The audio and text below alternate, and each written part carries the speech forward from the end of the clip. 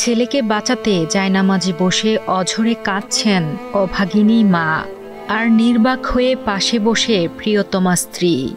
বিয়ের মাত্র ৩ মাস পর হঠাৎ করেই অসুস্থ হয়ে পড়েন সায়েম। ধরা পড়ে ক্যান্সার। পরিবারের সবকিছু বিক্রি করে করান চিকিৎসা, তবুও তার ভাগ্যে জোটেনি পুরোপুরি সুস্থতা। এখন অর্থাভাবে থেমে গেছে চিকিৎসা, আর পুরো পরিবারের দিন কাটছে খেয়ে না খেয়ে। অনেক টাকা খরচ হয়ে গেছে এই রোগের চিকিৎসা করতে করতে। আমাদের এখন কিছুই নাই। আমার সন্তানের কষ্ট আমি আর বিরাট সহ্য করতে পারতেছি না। এখন বুকে ব্যথা আছে খুব। ব্যাপার হলো যে এখন পুনরায় আবার চিকিৎসা করতে হবে শুরু থেকেই, আগের মতোই করে। ২০২২ সালে বিয়ের মাত্র ৩ মাস পর হঠাৎ করেই অসুস্থ হয়ে পড়েন সায়েম। চিকিৎসকের কাছে গিয়ে বিভিন্ন পরীক্ষা নিরীক্ষার পর জানতে পারেন ব্লাড ক্যান্সারে আক্রান্ত তিনি। ডাক্তারের পরামর্শে ৮টি কেমোথেরাপি দিয়ে মোটামুটি সুস্থ হন সায়েম। তবে চিকিৎসক জানান পুরোপুরি সুস্থ হতে হলে করতে হবে বোন ম্যারো ট্রান্সফার। এ কথা শুনে সায়েমকে বাঁচাতে পরিবারের সমস্ত জায়গা জমি বেচে ধার দেনা করে ও আত্মীয় স্বজন বন্ধু বান্ধবদের সহযোগিতায় ২৫ লাখ টাকা খরচ করে ২০২৪ সালে করান বোন ম্যারো ট্রান্সফার।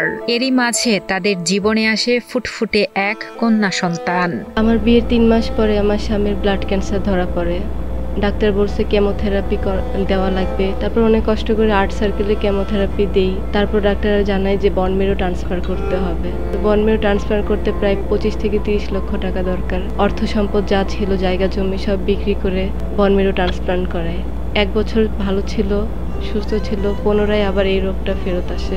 গত ১ বছর সুস্থ থাকার পর ২০২৫ সালের আগস্ট মাসে আবারও অসুস্থ হয়ে পড়েন সায়েম। চিকিৎসকের শরণাপন্ন হলে জানতে পারেন আবারও ক্যান্সারে আক্রান্ত হয়েছেন তিনি। পুনরায় কেমোথেরাপির পরামর্শ দেন চিকিৎসক। সব মিলিয়ে খরচ হবে ২০ লাখ টাকারও বেশি, যা বর্তমানে অসহায় পরিবারটির পক্ষে জোগাড় করা কোনোভাবেই সম্ভব নয়। তাই সায়েমকে বাঁচাতে সরকার সহ সমাজের বিত্তবানদের কাছে আর্থিক সহযোগিতার জন্য আবেদন জানান পরিবার। জনগণের যদি সাহায্য সহযোগিতা করে, খোদা তাআলার হুকুম, তাও খোদা তাআলার হুকুম দ্বারা যেন আমার বাবা সাহায্য করার মতো টাকা পয়সার ফয়সালা নেই।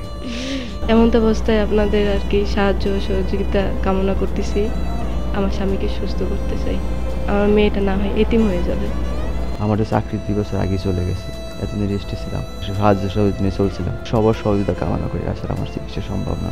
বরিশালের মেহেন্দিগঞ্জ উপজেলার বাসিন্দা হলেও বর্তমানে পরিবার নিয়ে মিরপুর ২-এ থাকেন সায়েম। ইসলামী ইতিহাস বিভাগ থেকে অনার্স পাশ করে লার্জ ফার্মার একটি ব্রাঞ্চে সেলসম্যান হিসেবে কাজ করতেন ২৮ বছর বয়সী সায়েম। ২০১৫ সাল থেকেই চাকরি করেন তিনি। চাকরির পাশাপাশি পড়াশোনা শেষ করেছেন ২০১৯ সালে।